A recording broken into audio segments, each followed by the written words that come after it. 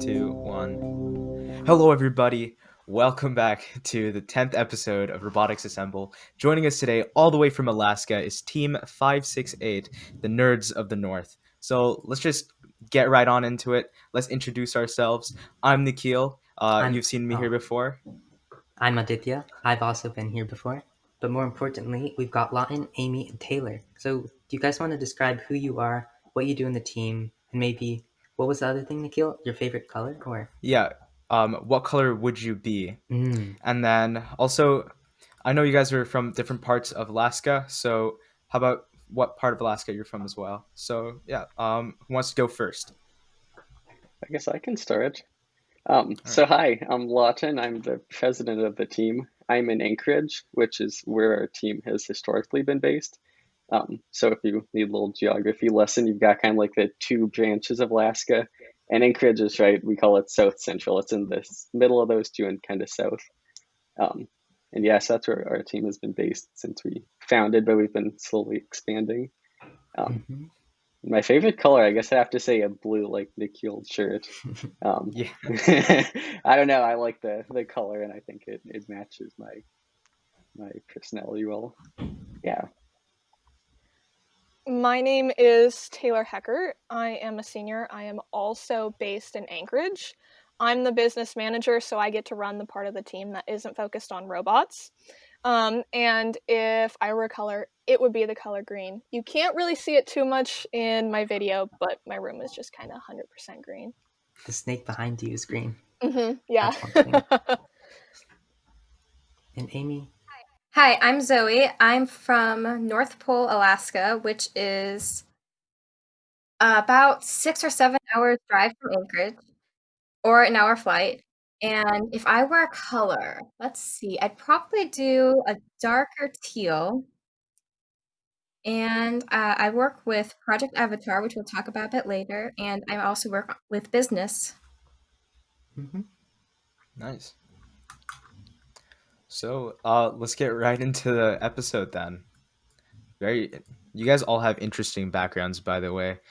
First up, what is it like being the only FRC team in your state? Mm-hmm. Because Well, over I here guess in Washington, we have like Too many. 30 I mean, different teams. A like we have lot a of first teams here. Washington too.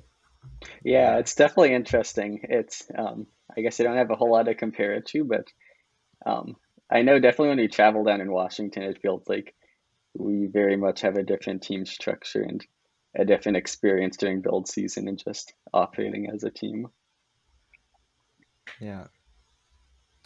So yeah, because like you also said that you guys are spread apart over like a long distance, right? You said you're 6 hours away, Zoe. So like, Yeah. how do you guys do this? You guys been doing remote learning even before like quarantine. Like you guys are like experts at this by now, probably. Yeah, we were using Zoom before it was cool to use Zoom.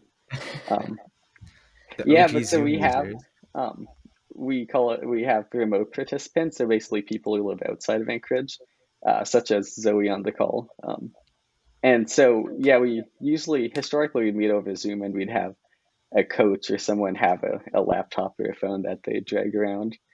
Um, but now as we move virtual, I think so we could talk more about this, but it seems like we've really been able to expand virtual membership and especially virtual involvement.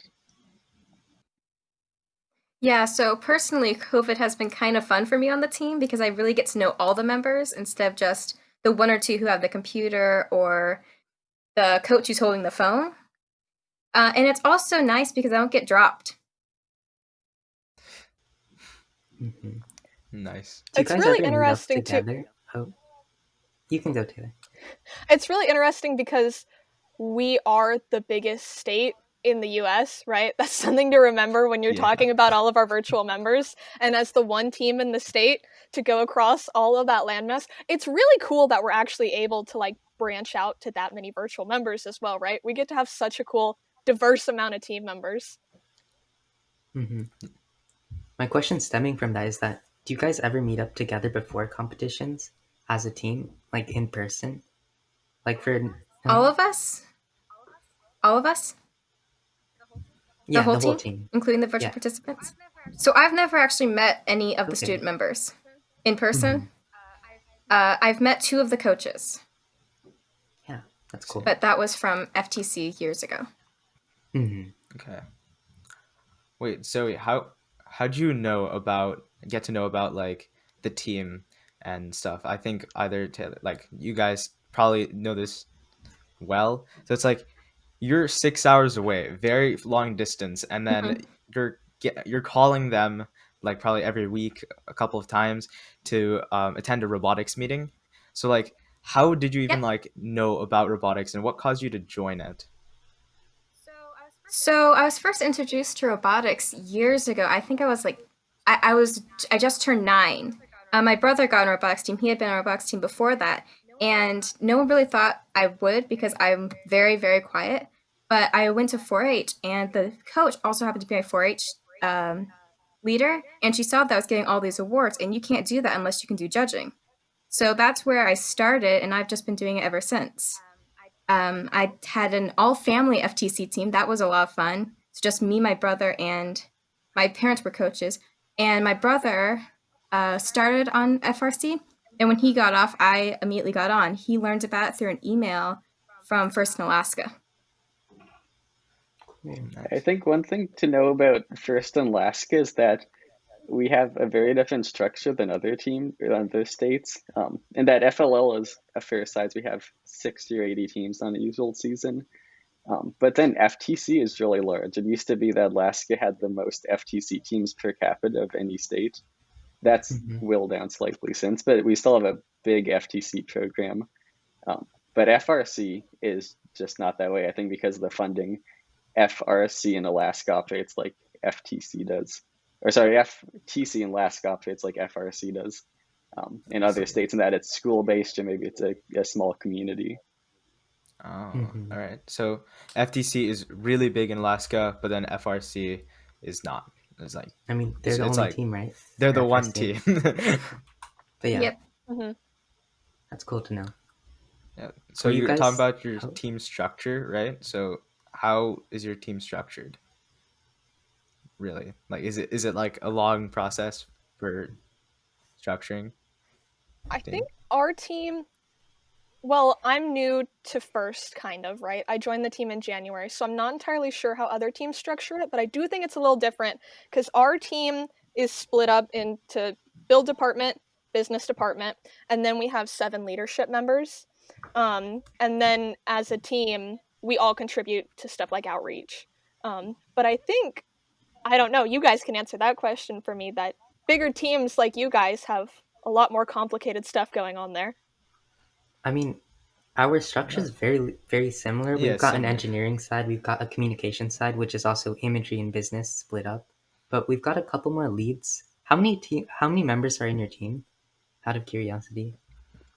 So it varies a lot. I think Uh active huh. members right now it's 10 or 12. Yeah. Usually in a season we have 30 kids who will come by at some point and register. Mm-hmm. Yeah, that's cool. We've got around 30 to 40, so we do need a little bit more. But for the most part, I think our leadership structure is very similar.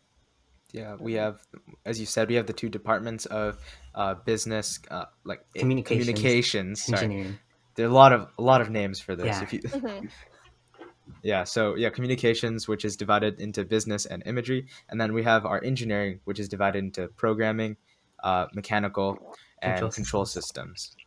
And then on top of that, we have admins, which kind of just overlook stuff like Shrey, president of Saints Robotics, and then we have a vice president and like a couple more Treasurer people and as well. secretary. Yeah, Yeah. treasurer, secretary, and other people who are like heads of the different branches as well. So, oh wait, we can't forget competition. Competition is the other branch, is a new Yeah. branch of It was our recently added, yeah. but it's also kind of administrative in that aspect of just looking at awards. Yeah.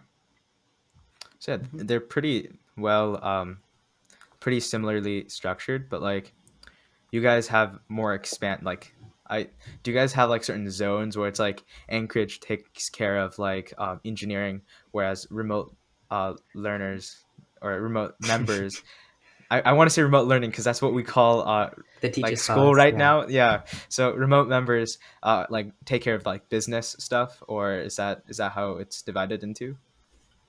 Not Not always. These couple years I've been doing business mainly, but my brother always was on build.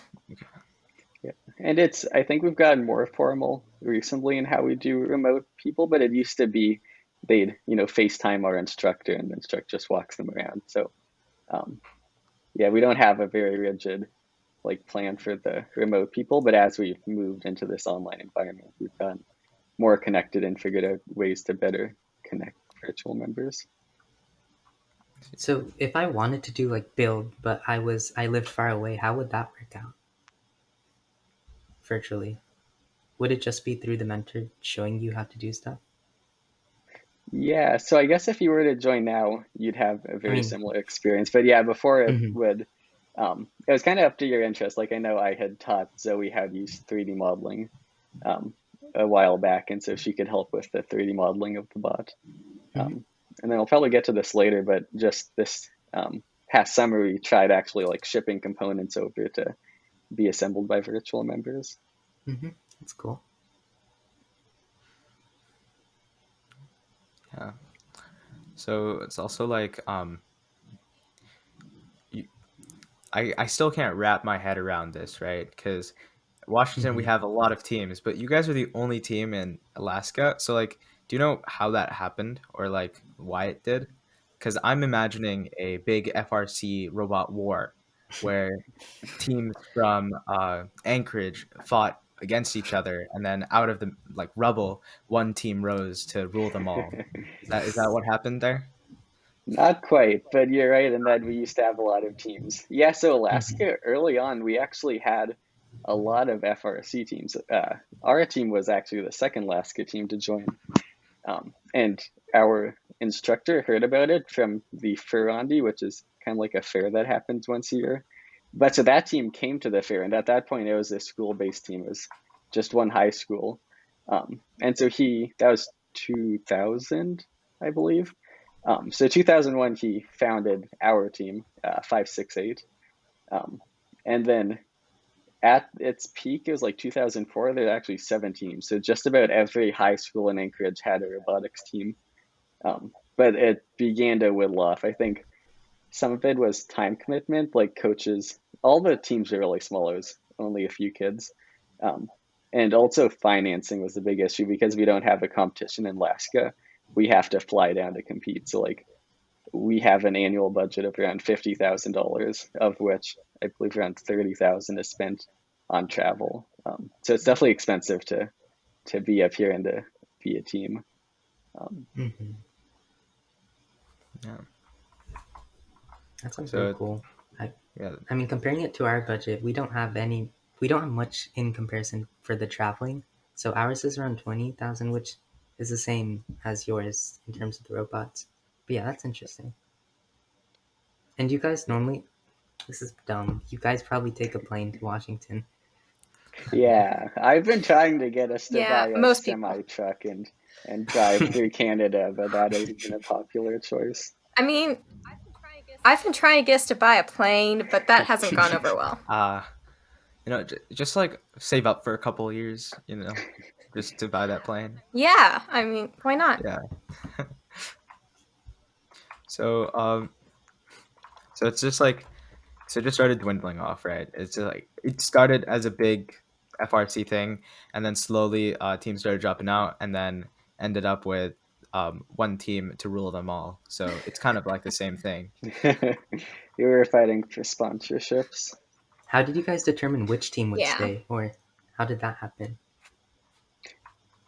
It's tough to say. Okay. Yeah, I really wouldn't know. I think our team has always been kind of scrappy. We began and it was a chemistry lab, and then we began meeting in one of the mentors' garages. Obviously, I Mm-hmm. wasn't around during this time, but I just hear stories of just like a few kids, it'd be like 4 kids, and there's the science club at our high Mm-hmm. school. Um, but yeah, it's tough to say why we were the one of all of them to stick around.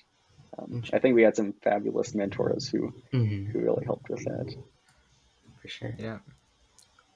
Also, did quarantine and COVID really change the structure of your team, or was it relatively similar to how it was before and after? So I'd say it was a bit different. We've always had people on Zoom, but this time the entire team was on Zoom. But the nice thing about it is we already had a basic platform set up. Yeah. And I think what's really interesting from my standpoint, right, because I got elected to business manager essentially in quarantine, so all I've ever known is running business department via Zoom. It gives me, I really like the amount of face-to-face time it gives me with the amount of people in my department. And surprisingly, I mean, when I joined business, it was like a pretty small group. As it's gone on, and since we can do so many business projects over Zoom, the business department has actually grown, which is super cool. So I really like the amount, I feel like I'm able to connect more and give more feedback during all of these Zoom meetings that we're having. I see. And when Taylor says it was a small team, it is literally one kid, one kid in business, and then every so often we'd make a call and we'd have this like lottery and find someone in build to join business for a day. But yeah, it's grown a ton. A lottery system for that? Right. That sounds really cool. We'd had everyone numbered, and then we had a random number generator, and whichever person that landed on, they're the ones to join business that day. Wow, I love that. Thankfully, At we no least- longer have to do that. Yeah. Yeah. At least from that, everyone knows what's going on in business and on mechanical as well. Yeah, So that's definitely a good side of it. how was recruitment this year for you guys? Recruitment is interesting, right? We don't get to do all of the normal in-person avenues that we've been able to because like we recruit at stuff like STEM day events and at different science classes and all that. It's been an interesting struggle. One of our most recent meetings was actually talking about how we want to continue to do recruitment, which I mean, we can only really do online now. So over the summer, yes, that was when we did it. Over the summer, we were recruiting at some online classes that the University of Alaska Anchorage, we're partnered with UAA, did. And now actually we're trying to figure out how to recruit at online classes because that's kind of where everyone is right now. Yeah. Have you seen it growth in your membership this year? That's tough. So historically, we really haven't done much in the off season. It's been usually there'd be like most of summer we wouldn't do anything, but a little bit last year and this year definitely we've expanded. So we don't have a whole lot of data at this time to show like what our membership was. But we do worry a little bit about less people being interested. I think the number of active members has declined slightly, partially because of Zoom fatigue and people not wanting to be on Zoom meetings for too many hours. That's true. Like if school and everything's on Zoom, they might actually want to go outside. So. On that note, I know this is a little separate, but how's the weather there? Like I looked at your website and the pictures there are really beautiful. Yeah, so mine is probably like -20 or something. Oh God! Oh. I don't know. I went out into the garage and we have a water bottle by the door and it's completely frozen, and our garage is heated. Okay. Oh. Wow. Yeah, so Zoe lives in central Alaska where it gets way colder. Us in Anchorage, it's just around freezing. But there is snow on the ground for the past month or so. I think we can't complain about the cold here. We can't complain about the cold anymore. This is sad. I thought it was cold when it was raining yesterday. It was. And it gets so dark here anymore, right? When's the sun setting? It's setting before 5. It's like 5:40 right now, so I can't tell. Yeah, it's dark. It's yeah. I think it was setting for me at like 4. Wow. Yeah. Wow. Yeah, I think it sets here at like at 5. I think. Yeah. 5 or 6. A little after. Yeah, that was a little off topic. So yeah, wow, that's yeah. Okay, that's interesting. Yeah. So how do you manage to not get your robot to be like completely frozen by the time you come back to work on it the next day? Like all the grease on everything just frozen solid. You have to heat up the robot before. Yeah, thankfully we have an inside lab space. It's only traveled in the snow once, and that was a mistake on the driver's part. Oh no. It's like I thought you just had like a huge microwave that you just put your robot in for like a couple of minutes My goodness. before every meeting. Yeah. Thankfully, indoor heating is a thing in Alaska. Mhm. In most of our buildings. That's yeah. I'm pretty sure that's a must. Like it's like Very much without so. it, that would be very sad. So, Yeah. on our next topic, how's travel? Do you guys come down here and you're like, wow, it's very hot, first of all, like when you travel to Washington? Yeah. So I think I'm the only one who has traveled before, unfortunately. We didn't travel at all this year. Mhm. But yeah, so the way we do it is we have spring break, I think a week or two before you guys do. So usually it's I want to say it's week 2 and 3 of competitions that we'll do. And so it's basically usually just before a spring break, all through spring break. So 2 weeks, and we'll fly down from Anchorage to either Washington or Oregon, depending on which week is first. Um, and then we usually get down like Friday, and then it's basically from the airport to our hotel to the competition where we get to unpack. And then we get to compete, and then we have this kind of 5 day period in between. That is, I think, my favorite part of robotics is what we do in between then. Mhm. Among them, build, which I can talk about later because that's Yeah. interesting when you don't have a lab space. But then we go to the second competition, and from there we usually have a few days after to chill, and um, then we fly back. We have a lot of fun stories from over that travel time. But yeah, oh, to answer your other question about the weather, yeah. So I remember last time we flew down, and um, it was like shorts and t-shirt weather, at least for us, maybe not for you guys. Uh, Mhm. But yeah, it was really warm. here, And then we came back and it's snow again. And it's like, oh man. And even actually in Houston was even more stark.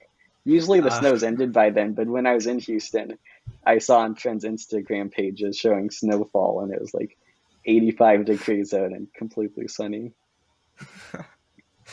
wow.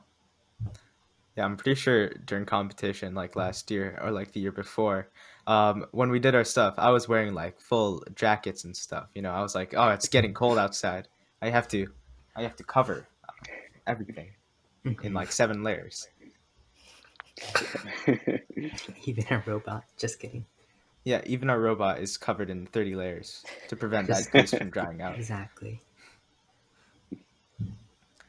Um, so you guys said you're working on a lot of outreach right now, right? Hmm. Especially because you have the extra time and to do it and like people to do it. So what are some of the projects?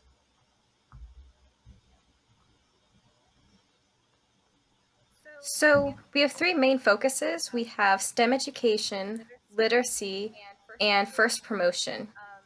For STEM education, we've done several things in the past, but this year we're looking at doing a virtual STEM thing with UAA. And Taylor, do you want to talk a little bit about our literacy projects? Oh, yeah. So, one of the really cool things that we do as a team is, and this has been going on since before I joined, but we have this book series that we've created as a team. And it's about the adventures of Riley Robot. And Riley Robot has his own cinematic universe, and we have multiple books about it. And the purpose of the books is to like promote STEM, but also promote literacy, because Alaska has a lower or a higher illiteracy rate. So we want to help promote that. So one of the amazing things that we're like able to do now that everything is all weird outside is we can actually dedicate a lot more time to writing the books and then also getting them illustrated and put together. Nice. And then So for if I weren't to buy these books, where would I go? We have a website. Wait one sec. Let me pull it up.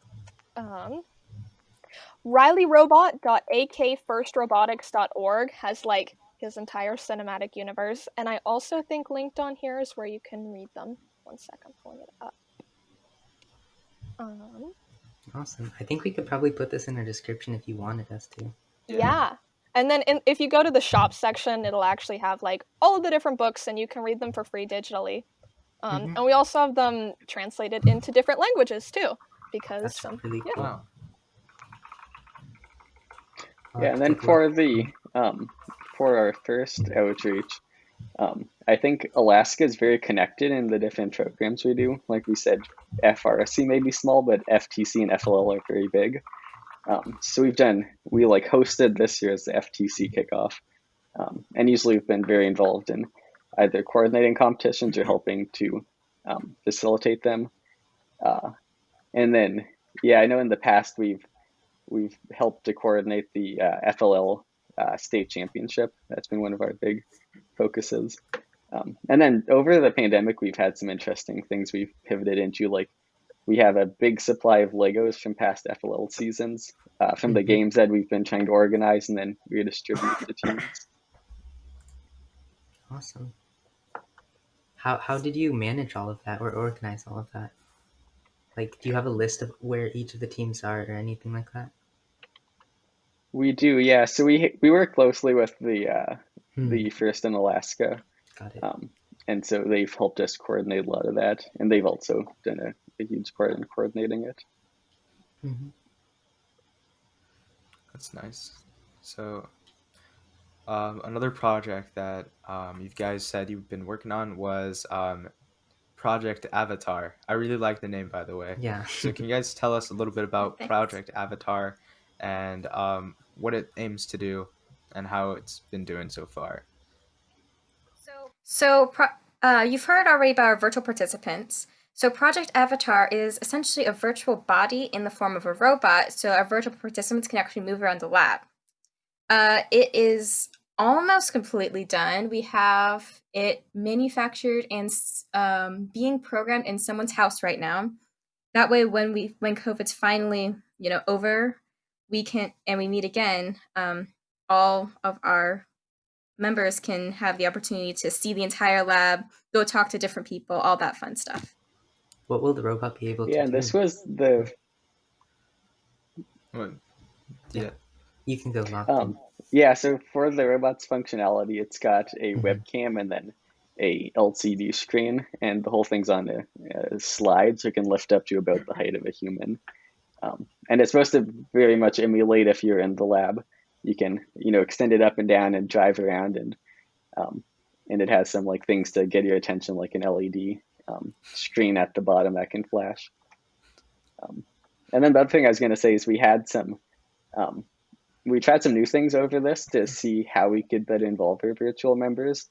So like after we laser cut the frame out of wood, and then I shipped it up to Zoe, who was able to paint it. And like she was saying, then she was able to ship it back to us. But it was like disassembled into a flat rate box. It was like $8 to ship. And then, so yeah, it worked really well. And we're hoping to use a similar model this year, depending on the build season, and if not, in future projects. This is like step one towards Terminator. Yeah. You guys are starting all this. That's really That's cool. a really nice project. Like, yeah. Like you've how identified. long was this like preparing and like doing this project for?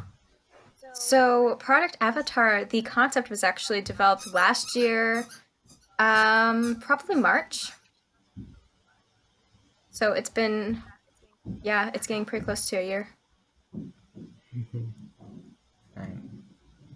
So that's a pretty fast like project almost. Like within a year, your guys are like making. I don't know, like how many of these Project Avatar bots have you guys made so far? So currently we have one. We are hoping to make a lot more so that everyone has the opportunity to drive around at the same time. Hopefully not play bumper cars. What's the approximate cost of making each of these? It's pretty cheap. So it uses a lot of FRC components, so it has like mini sim motors, and we just found a random gearbox lying around from the drive base. And then it's manufactured with a laser cutter and plywood. So it's been really cheap. I think depending on how many we make, we may have to buy like a specific motor or something. But this one it's probably $200 worth of parts, and it was about $70 that we had to buy. All right. I think the hardest part for this is going to be like the coding, right? The programming aspect of it, especially because you'd have to get you have there's probably going to be some lag of some sort between the movement and the thing, and then you have to. I don't know. I'm not a programming person. If we had a programming lead, he probably could have explained why it would be difficult, but I can tell that it's going to be very difficult to program. So good luck on that, because that project seems very interesting. Thanks. Thanks. Yeah, Yeah, and I shout love out to how. Toya for doing all that. He made like a website and stuff even so you can, because it's not just like connecting to Zoom, but it's also having to drive it and have an interface that merges those two. Yeah. On that note, I know you guys keep talking about your website, and I've taken a look at the link that you sent Meg. The website's really, like, it's clean and everything. Everything's very organized. Like, our website isn't at the same level. How do you guys manage that or create it? Do you have a different sub-team for that? That falls under business, most things.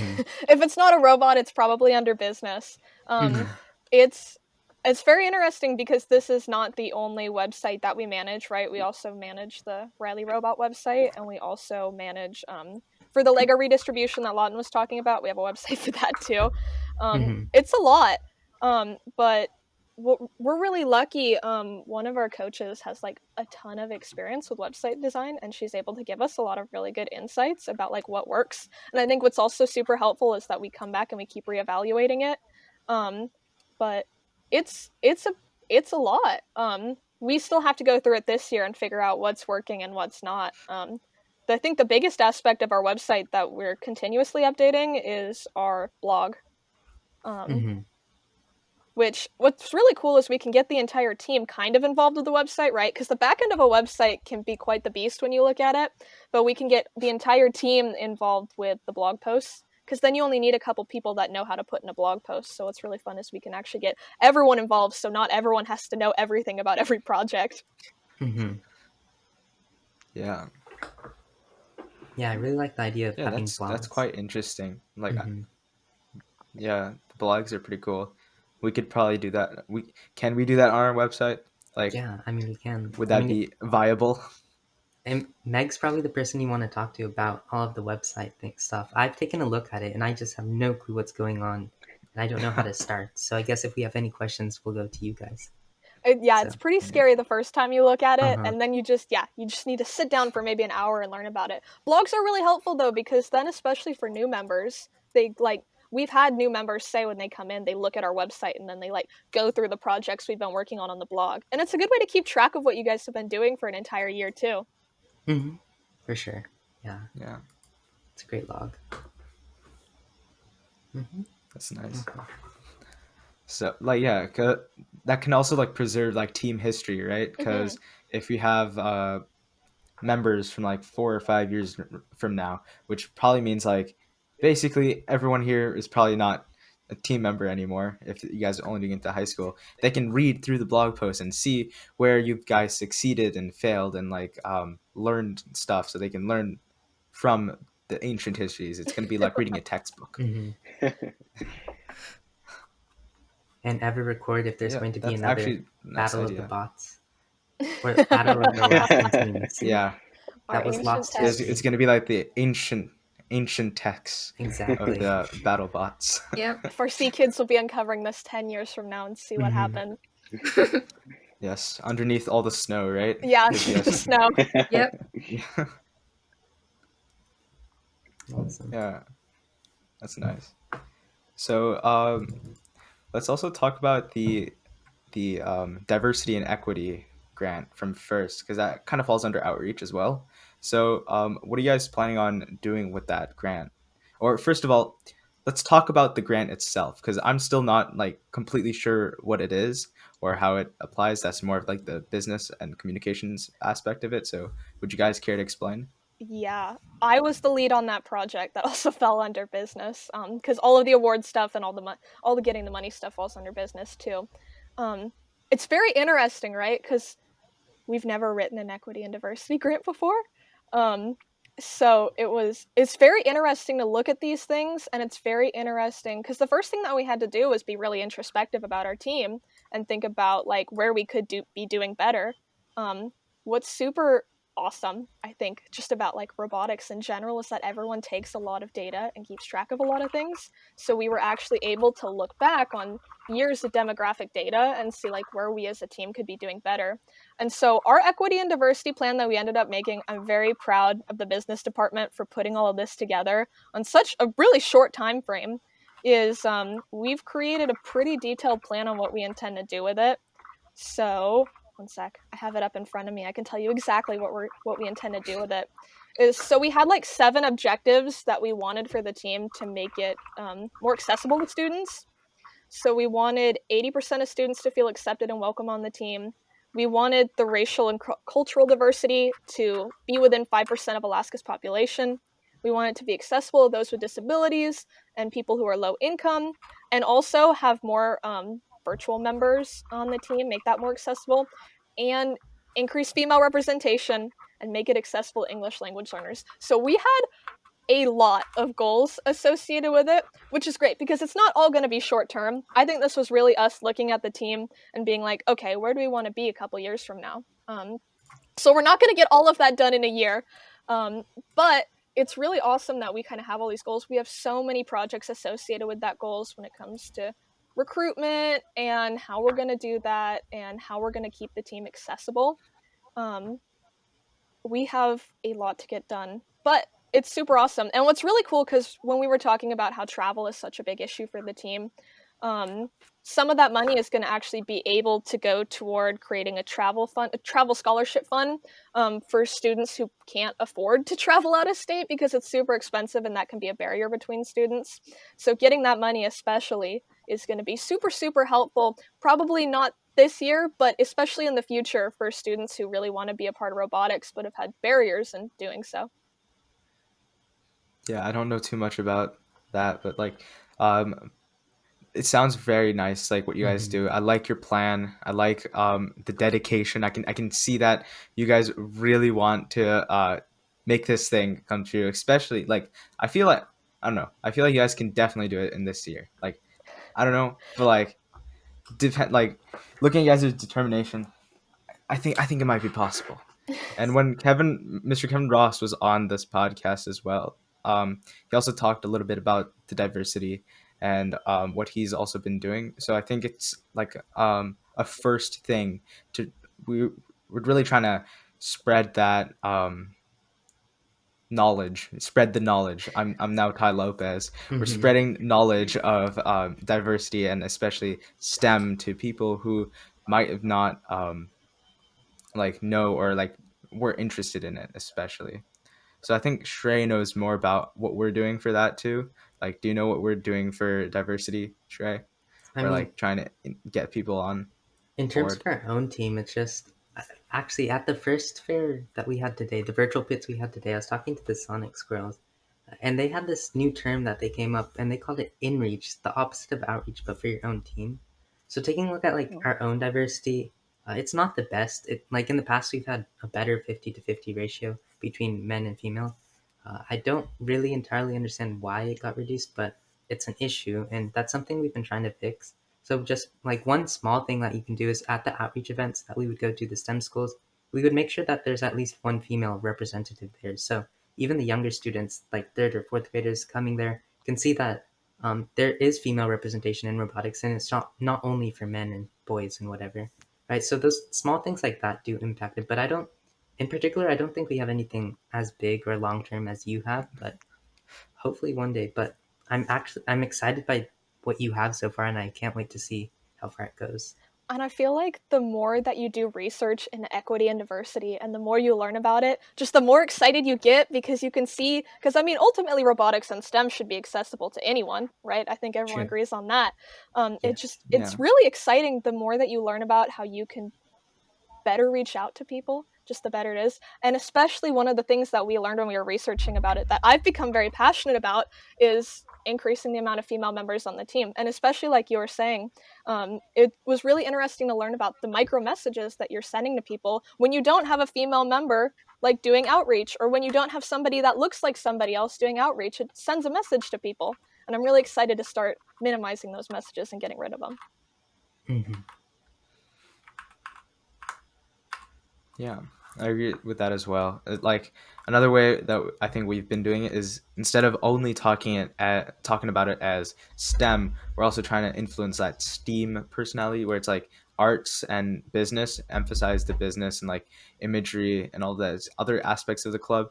Because if you only say STEM, some people might not really care for that. So if you show that we're more than just nerds in a room doing robotic stuff, more people are more inclined to come and just check out what it is, and most of those people stay. Like me, I came because I actually like STEM, so I came and I thought, robotics. Like, what are they gonna do? Make me a small Roomba, and then I realized that wow, it's you actually make a really cool product that I'm always proud. Like anywhere I go, I'm like, yes, I am a first robotics student, and this is my club. I'm on this podcast. I do all of these things, and it's the best part of my like school day. So it's like, yeah, just like diversifying what it means to be a robotics team member is very important in my opinion. I So yeah, absolutely agree. anyone else have anything to say about that? Right after this, we're going to transition to the stories. Yeah, Story time. it's story time. So, Exactly. as Lawton had said before, you're the only one who traveled, but there's still a lot of good stories. I'm pretty sure there's a lot of juice in those stories as well. So, what happens? Like, what is the process of going, crossing state and country borders? Because I don't think your robot flies, right? Does your robot fly with you guys, or is it like shipped It does fly, to a and place? that's the tricky It thing is does how do you fly. get it to fly? Yeah, we have this. So Like we it have a has special deal wings with. on it. You know, Yeah, it's like yeah. Actually, that was one of the issues we had this past season. We've always wanted modularity, but so far it's always been put in a big box and pay outrageous amounts to have it shipped for you. yeah. So So, during those 5 days you have between the competitions, what do you do? And if you wanted to Yeah, work on the robot, also, how would that work? Like, are the hotel yeah. people okay with you So, just working in the main room? so what do we do? A lot of At the Panera hotel. Dread, um, a lot of universities that we look at, and some robot building. So I think you guys don't realize how What good hotels? Panera Bread is because we don't have a Panera Bread. That and Sonic and Tomato something. There's We all have these Sonic now. restaurants that we. That's right. Yeah, we do have Sonic, We but just there's got all these Sonic. restaurants that we don't have, and we just go nuts over them when we're down in Washington. Um, and then um, for the activities, we have a lot of team bonding stuff. So we'll, I remember we had like an escape room we went to. We often tour universities, and some of our alumni actually go to universities in Pacific Northwest, so we get to meet up with them. Um, and then robot building, that's the interesting one because obviously we don't have a lab. We have uh, maybe a few too many tools that we take down to competition, just like suitcases full of them. But we just usually don't have a space. So in the past, we were able to coordinate with people on how to meet up. So I remember, I think it was the Xbots had, or Error Code Zero actually, who had lent us part of their lab so we could build. But at other times, we haven't had plans. And those are actually the most fun times. So what we'll do is we'll go into a hotel room. And these are like small hotel rooms. It's like a single bed, but we'll cram about a dozen students and a few mentors in it. And it's just like the whole hotel room gets fitted with robotic stuff. So like last season, our drive base malfunctioned and we had to switch out the motors. But to switch out the motors, we had to split the drivetrain in half. And to split the drivetrain in half, we basically had to disassemble everything. So we're in this hotel room, and it was like, we have this 6 hour of out of bag time. And it was like from the time we unbagged it, there's like a dozen people in that room, and all had a task. And there'd be like drilling, and we'd have to like make sure metal shavings aren't getting in the carpets. And we'd have someone Yeah. who'd go in and get like Sonic for us because we needed some food during then.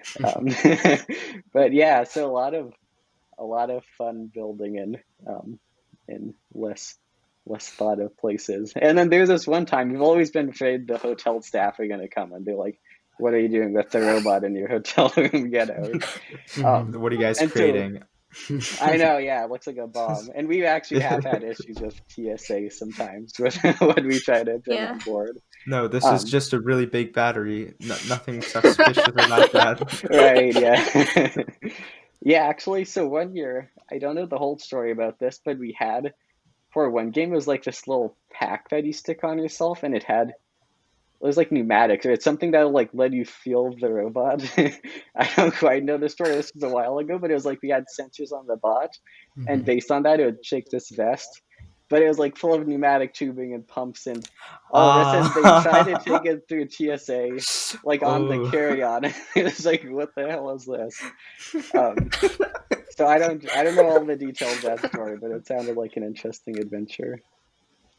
Oh no. Wow. Yeah.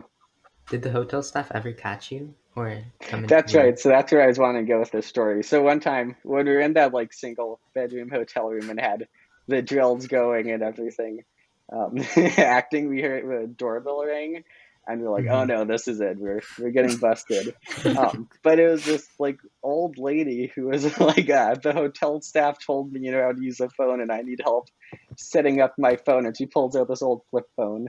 So we have like computer science majors and people who work with like technology for a living. They're like, okay, yeah, we can help. But she has just like the sweetest story. She was so nice, and she was just like amazed by these like dozens of students in a hotel room building a robot. I don't know if it's just me, but now I cannot imagine a lot of people in a small space. That's right, yeah. And You should try it always, sometime. the past few times we've always had someone been sick, and it's never been a big deal. But now that's hasn't been too good. Yeah. For sure. Yeah, that's interesting. So from all of the restaurants you've tried here, you guys said you like Sonic and Panera Bread the most.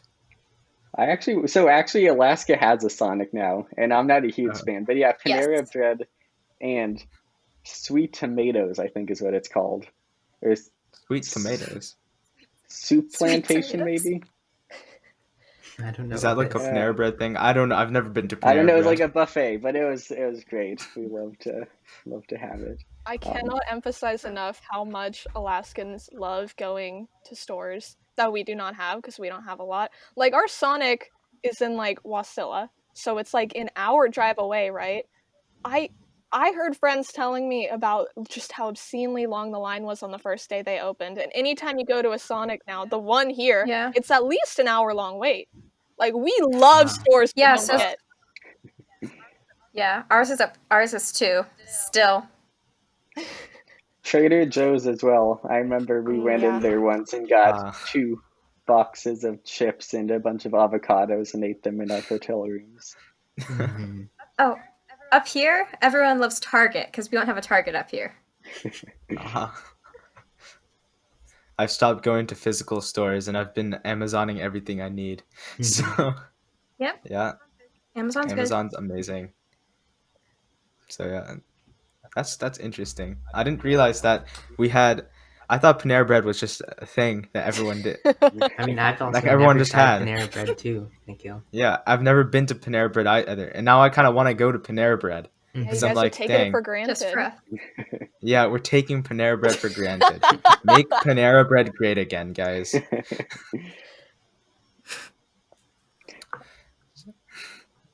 I think another quirk about Alaska, only loosely related, but to ship stuff up here, depending on the method, can be really expensive. So I know some providers, like we had this one time we bought from McMaster-Carr, and we don't buy from them that often, but it arrived like the next morning, and that's way sooner than it's arrived before, and it was outrageous, like $100 to ship.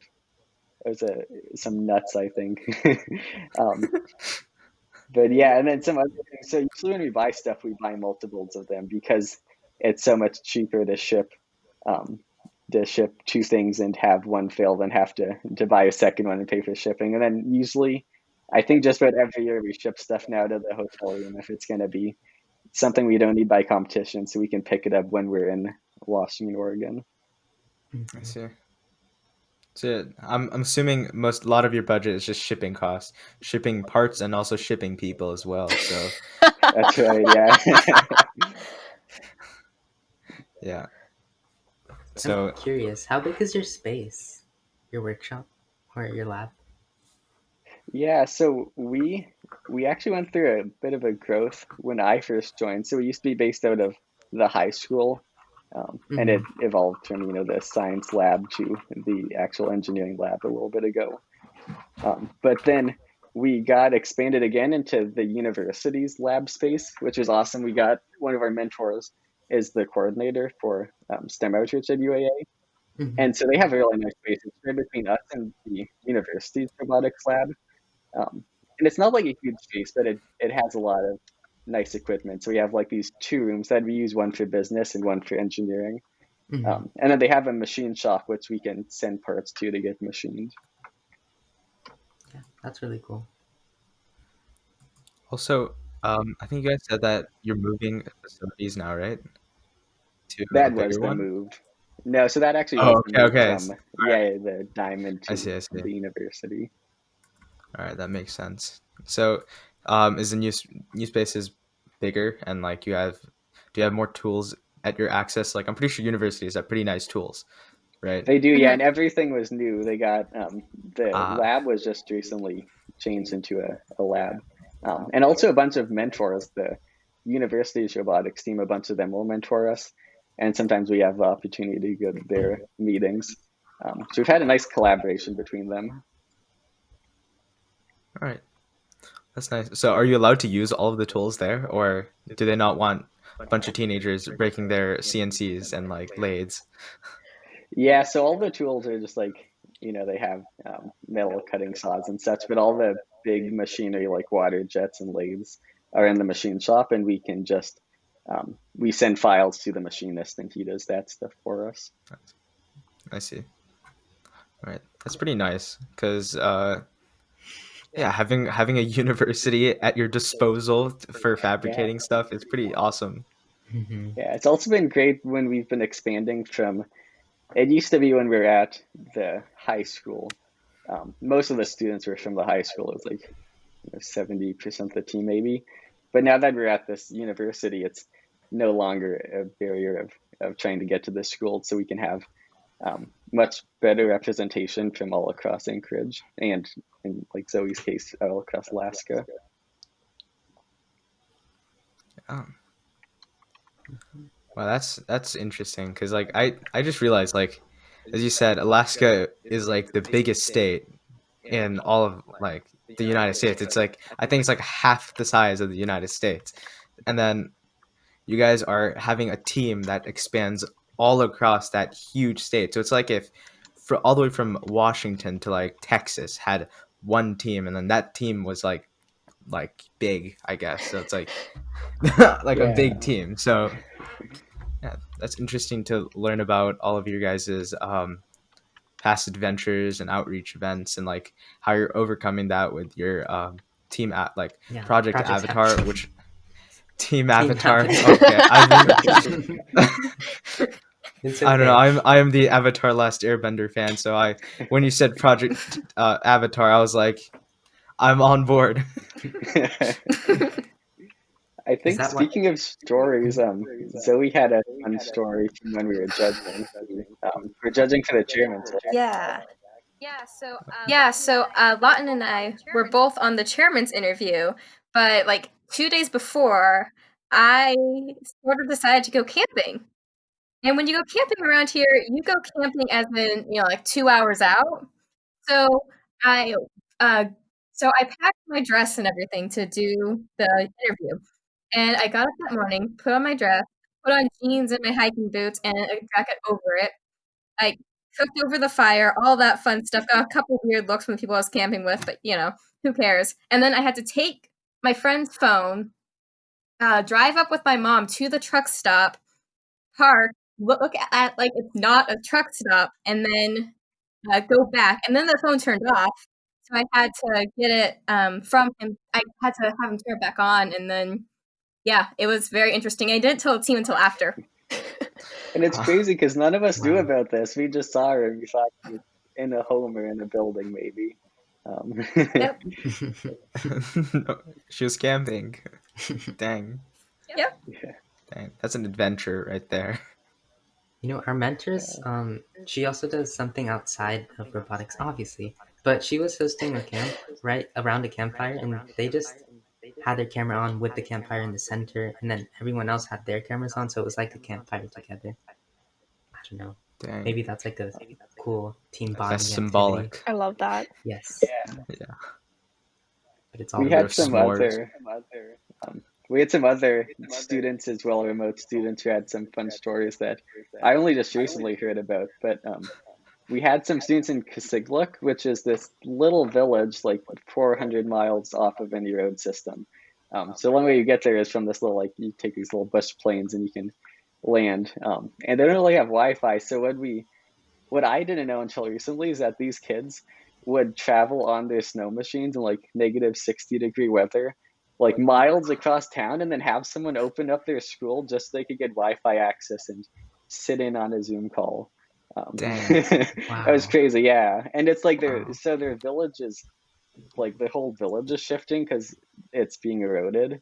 And so there's like these two different sections of it, the old section and the new section, and so they have to travel across like 2 mile span every meeting. It was like 7 p.m., so it's cold and dark Wow. out. So we have some And cold for dedicated you guys, remote members. really cold. It's really Yeah. cold. It's like, yeah. I can't So, imagine being in that weather. Yeah. I That's can't gonna be either, and some I've lived here for Yeah. 18 years. that's gonna be some fun stories to tell their children. Be like, I traveled 2 miles in negative 60-degree weather to attend a robotics meeting. You can go to school for one day. So, is there anything else you guys want to talk about? Because hearing these stories is like quite amazing. Because I like, Yeah, it's a really different perspective. yeah, Like, you're one team across all of Alaska. We're just one team, like, in a city, but in our own city, we've got multiple, so it's very yeah. We have local. in our own school district, we have 4 teams or five teams, Wow. 5 or 6. I might 5 or 6 something teams. like that. Yeah, Wow. so, yeah. And so everything's pretty close by. But yeah, of all the things, I'm really excited, I can't wait to hear what happens with the DEI grant. And also I'm excited about the Project Avatar. And yeah, is that going to be something that gets blogged? Oh, Avatar? Yeah, we're gonna talk about more on the blog. absolutely. Yes. Another big role of business is making sure that we get everything all nice and documented. Mhm. So hopefully that'll be up. You should wanna patent plug your this and blog then here? sell it to like. Yeah. Yeah. You guys can plug your. Okay, we can have this section of the podcast for you guys to promote anything that you would want. Your books, your blog, your website, everything on the screen. Right. Actually, I don't know if it's going to be on the screen because people are going to be listening to it. Maybe Yeah. in the description. Okay. Yeah. Zoe Lawton, should I do this since I am the social media manager? Yes. Yeah, sure. If you interact with us on social media, you are interacting with me. Our big main website is frc568.akfirstrobotics.org. And then if you want to find us on social media, I think I'm going to double check. I'm not going to say anything. We're FRC Team 568. We're on Facebook. We're on Twitter. We're on Instagram. And then I already said our book link earlier. So yeah, you should be able to find most of the stuff from our website as well. But yeah, that's where you find us out on the internet. All right, that's awesome. So yeah, any final words from anybody before we close up the episode? I'm excited to say I bought some of your merch. Been a Really? long time Yay! listener and listened to all the advertisements, so I've got a pair of Woody Flower socks coming in the mail Awesome. soon. Yay! That's excellent. Wow. So yeah, if you guys want to buy our merch, like Lawton has, please go to saintsrobotics.com where you can buy our merch. And if you guys want to contact us, like how team the nerds from the north team 568 have done, please email us at roboticsassemblepodcast@saintsrobotics.com, and we will we will try our best to get back to you, and then you guys can be on the podcast, and it's going to be a great time. You guys had a great time today, right? Oh, absolutely. Yeah. Thank you Yeah. for having us. Yeah, Thank you thank for you guys joining for us reaching today. out to us. I had a fun time listening to your stories and everything.